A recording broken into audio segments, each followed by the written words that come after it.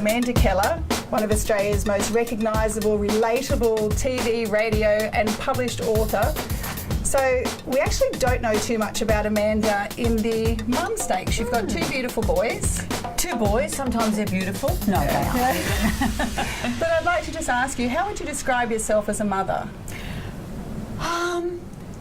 Before I had children, and my boys are both IVF, and a long journey to have them, so I always imagined that I'd be a certain kind of mother, and it's been a real revelation to find out that you don't change that much. In some fundamental way you change, but in another way I'm still kind of a bit impatient and I'm still the same. So I pictured I'd read books and be good at play. I'm actually not very good at that sort of stuff. So I think I love being a mother, and I think I'm a good mother, but I'm not the kind of mother I thought I'd be. So in saying that, Amanda, have you ever caught yourself doing something that you swore blind you would never do that your parents did to you when you were a child? I'm far worse than my mother was, but all those phrases that come out. The other day my son was trying to open something, he's using his teeth. I used to hate it when Mum would say, "Don't use your teeth." I found myself saying exactly the same thing, "Don't use your teeth," in thousands of ways. We sort of think, oh, that's what Mum was talking about, when I find myself emulating her. But I'm much lazier, I think, than my mother was. I remember when one of my sons was younger and I wanted to he wanted an apple, and I knew I'd have to peel it, and I couldn't be bothered. So I said, look, just have a biscuit. Just have a biscuit. Would you say that's your laziest piece of parenting? I mean, I know mine is getting up every morning and making them breakfast. So I taught them very young to, there's the Wheat Bix, there's the milk, there's a bowl and a spoon. Is that kind of your laziest? One of my big achievements was teaching my children to peel prawns. My mother was a gun at it, and she'd peel ours, then peel some for herself so quickly, whereas I'm not that good. So if we ever go anywhere and there's prawns at home, I always miss out because I can't peel theirs fast enough. Nice. So from the moment they could walk, they learned how to peel a prawn. Let me just say cheers. Here's cheers. Quickly. Thank you. Well, that was our word, peel a prawn. Have a sip. Oh. One of my worst ones was my younger son's a bit of a nag. He takes after me too. And he was obsessed with Kinder Surprises for a while. Actually, this is when he embarrassed me. And he went on and on. Every time we went anywhere, can I have a Kinder Surprise? And I said, look, how about if you don't mention a Kinder Surprise between now and the end of the week, then we'll get a Kinder Surprise. So we go into the newsagents and he sees them and he says, Mum, can I say the C word now? K, Kinder Surprise starts with a K, so I got a Kinder Surprise. Kinder. Oh, dreadful. The worst piece of advice that you think you've ever been given from somebody else? Oh, what's yours? Give me a clue. What's yours? Then I'll think of one. The worst piece of advice that I've ever been given was probably let your kids sleep with you at the middle of the night. Oh. I was a nervous wreck for years. So actually not for years, for 2 days it lasted, 3 o'clock in the morning. What about yourself? Mine isn't necessarily a parenting one. The worst advice I was given was, why don't you wear enormous shoulder pads because it makes your hips look slim. My hips still looked enormous. I couldn't walk forwards through a doorway. I loved your old shoulder pads. They were fabulous. You know, they're probably feeding the third world as we speak. Very good. So what would you say, a girlfriend of yours is 9 months pregnant, a week to go until delivery, and she comes in and she says, Amanda, I have no idea what to expect at the hospital. Would you tell her the God's honest truth? I don't think you can. I remember how shocked I was at the brutality of childbirth. And I don't think anyone can prepare you for it. You can watch 1,000 films, but nothing prepares you for it. And in a way, it unifies you with every other woman who's ever been through that. You think, did my mum feel like this?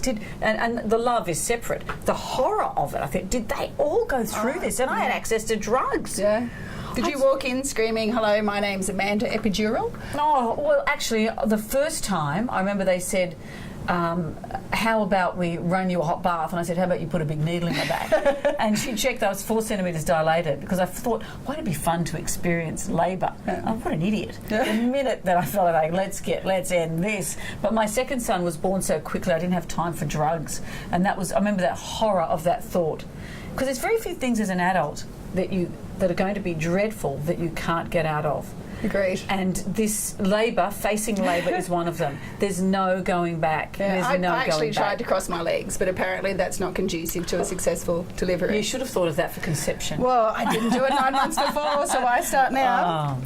So, in your house, when you arrive home, what drives you absolutely ridiculously crazy with your family? I'm not particularly tidy, but I do want to walk in and have the dining room clear of stuff. Yeah. To the point where my husband's freelance and does a lot of work from home, and I'd come home and my head would spin. And it's not fair on him, and it's not fair on the kids, because I don't want to walk in and be the cranky person. Yeah. So I pay someone a couple of days a week to come in, and financially it makes no sense, but I just think that's going to take that angst out of the day, because I get up at 4 every morning, and often I have long days doing TV as well. To take the angst out of my day and stop me coming in like a harridan, I have someone who comes in, as I said, a few days a week, washes the kids' uniforms, does the ironing, tidies up. I just want someone to tidy up, and Harley's often too busy. He's not there, and I don't want to yell at him for not doing it. So I've outsourced the solution, well, and there's that no has price. saved me. There is absolutely no price for sanity as a female. Yeah, and I think really that's what compromise is. And I talk about women having it all and super mums, all those dreadful terms. I think it's all about compromise and where you work out what the compromise is. And for me, I think financially, that's a pill I'm prepared to swallow. Absolutely. To have that bit work. It's not even bitter, it actually tastes well. Oh, It that tastes pill fantastic. tastes amazing. Clear table. Tastes So, good. okay, say you are absolutely crazy, the kids have done something ridiculous. What's the worst punishment that you think you've ever done? I mean, I've threatened my children with kicking them out of the car. Yeah. And they say, but if you did, we wouldn't know our way home, which is the whole point. Haven't done it just so that you know. What's your worst punishment, you think? I usually feel really bad about things that I say. Like I'm in the traffic and they're mucking up and I'll yell at them, or I'll be so frustrated I do this and they look really alarmed, and then I'm so sorry that I stroke their arms. I get such mixed messages. But when the anger goes here, I go, shut up! I think, oh, that's terrible. My mother would never have told me to shut up, ever. And I feel dreadful when I say that, because the kids just are so alarmed. And I hate it when I do that. And then I say, sorry, sorry, sorry. So that's the cycle, really. I think that's just such a natural thing for all mums now. I don't know whether it's we think we're all busier and frustration and everything piles up. But it's really hard at times to not scream 1 minute, be always passive aggressive. I know sometimes I feel that way. It's completely passive aggressive, and the mixed messages of I love mummy loves you, mummy loves you. And I know I'm really bad that if I'm very busy when the kids were younger, I'd give in on the weekend and take them to the toy shop to buy a Lego. And we'd walk into the shop and the woman would look up and she'd say, busy day, busy week, Amanda. Or, to my embarrassment, occasionally, if I felt really bad that I'd had a big, busy week, and I constantly, when I was a kid, wanted things and never got them. Yeah. And I know it's terrible parenting, but I probably overdo that with mine. I don't want them to be spoiled, and the minute they take it for granted, it would go. But I'd sometimes think, oh, let's go and get you something, you know, a Lego or a little toy or something. And I'd be embarrassed because we'd have been in the toy shop the week before, so I'd say, oh, the kids have got some Christmas money. And it's November. No, that's right. I think, what an idiot. I mean, defending myself in this, but also I know that that's not good parenting, and I know that's not great, but that's the, you know, that's what I just have to suck That's a it guilt in. thing. It's guilt. Yeah. It's absolute guilt. No, and I like the kids seeing that I'm busy. I like them seeing that they have a mother who loves her work, and they know they come first, and I'm there most afternoons when they come home from school. I'm there nearly every night Which is for dinner. amazing and very fortunate. Yeah, that's right. And they don't feel they're doing without. It's my sense of guilt, not theirs. You know, guilt's an amazing thing. My kids just went to their grandparents' house for a week, and after day 3 or 4, I started to feel guilty that I wasn't feeling guilty about missing them. It was ridiculous. We live with it constantly, Well, don't we? I had another margarita and I was fine. It was fine. So, Amanda, proudest moment with your boys, you look at them and you just go, you know what, those boys came from me. And Harley, obviously. whatever. He had something to do with it. Whatever, much, not just much. a little bit.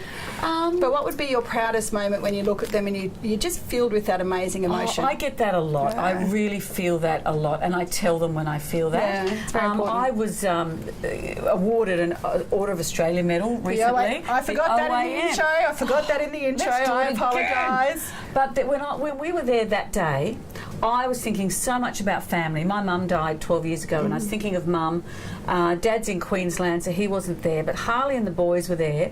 And afterwards, the governor came up to talk to the boys, and they shook his hand and they spoke to him.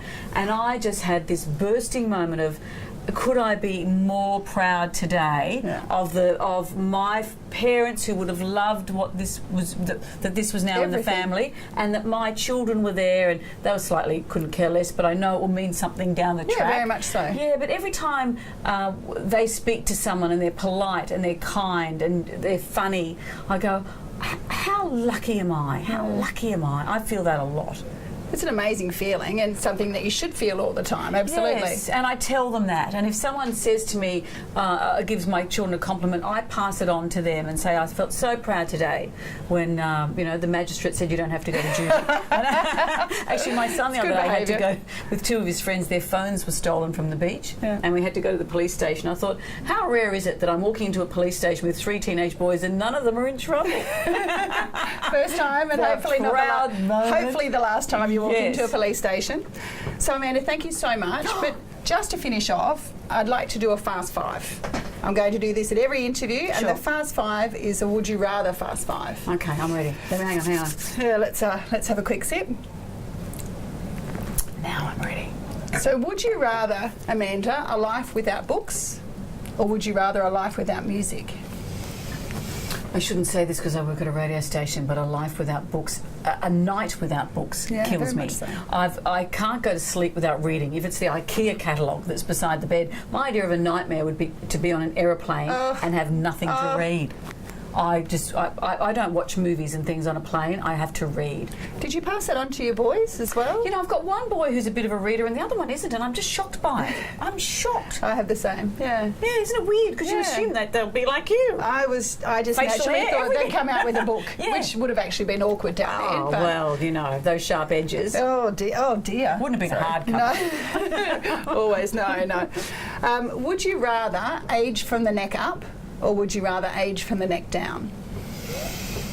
I think I'd rather age from the neck down, because I've always I'm never the sort that's at the beach with, look at you going sleeveless. I don't do sleeveless. I don't do legs. I don't tuck my do arms summer. down. You've taped them all at the back. Bulldog clips They're at all the back. stretched, yep. So what happens from the neck down is of no consequence really, but I'll try and maintain the neck up, and the rest can take care of itself. Would you rather never speak again, or would you rather have to say every single thing that's on your mind? How exhausting would that everything on your mind be? It'd be terrible. It would be terrible for everybody else, but I don't think I could handle the not speaking one. No. Oh, that's hard. What have you chosen for yourself? I know what goes in my mind, what I think about. I swear, the amount of swearing I do, and flipping the bird in my mind behind a lot of people. So I'd probably have to not speak. Actually, if I wanted to not be lynched, I'd have to not speak. Well, it'd be a short life, so you'd be better off not speaking. Yeah, that is true. So would you rather go without the internet, or never be able to travel ever again? Happy to go without the internet. I'm really bad when it comes to technology, considering I worked at Beyond 2000. I rarely check emails because it feels like work to me. I take no pleasure in technology. Well, that's an easy one, isn't it, really? Yeah, so internet could just go for me. I couldn't care less. Okay, now the last one for you. So I actually watched an interview with you with Barry Manilow when he did a pop-off in front of you. I have to say pop off in case my children will watch this. Of course. Even though they've seen you drink margaritas. So, 100%. Yeah. Would you rather, every time you popped off, a big purple cloud to appear above your head, or Donald Trump to follow you around within 1 metre of you for the rest of your life, like he did in the second debate? If you could pop off onto Donald Trump, because if he's following you around, you could just constantly pop up and explain his hair. Oh, something has to. I don't think his head would be that low. He'd be standing right behind you. The world is in the grip of madness, isn't it? It is. It really Absolutely. is. With Brexit, with Pauline Hanson, it's all the same emotion. It's people, I think, this is my theory, people getting to a point in their lives and life hasn't worked out as they feel they're entitled for it to be, and in their anger it's someone's fault. And I think that explains all of that. But I hope he's not our next president, or I will pop off constantly. Absolutely. So are we going for the purple cloud above your head? We're obviously going for purple cloud. Amanda Keller, wonderful. Order of Australia. I've really enjoyed it. Thank you so much. Thank you. Cheers. Cheers.